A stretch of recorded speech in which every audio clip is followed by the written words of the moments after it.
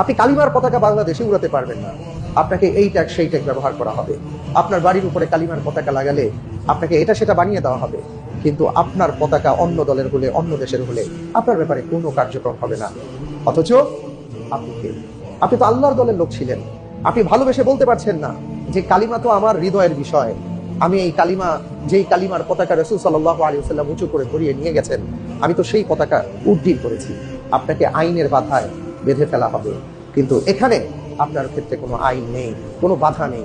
তার মানে হলো আমরা কিভাবে শয়তানের দোসর হয়ে যাচ্ছি, শয়তানের দলের লোক হয়ে যাচ্ছি, আমরা চিন্তাও করতে পারছি না। আপনি নিজেকে আল্লাহর দলের লোক বলতে পারছেন না, কারণ আপনি কোরআনের কথা বলতে গেলে, আপনি সুন্নাহর কথা বলতে গেলে, আপনি একটা বলিষ্ঠ কথা বলতে গেলে আপনাকে ট্যাগ খাওয়া লাগতে পারে, এই ভয়ে আপনি চুপ আছেন। কিন্তু আপনি ওই সকল দলের কথা বলতে একটু দ্বিধাবোধ করছেন না, যেই দল, যেই রাষ্ট্র আপনার দ্বীনের বিরুদ্ধে, আপনার ইসলামের বিরুদ্ধে যে কোনো পন্থা অবলম্বনের ক্ষেত্রে বিন্দুমাত্র চিন্তা করে না। কিয়ামতের ময়দানে আমি আপনি তাহলে কোন দলের লোক পেয়ে দাঁড়াবো?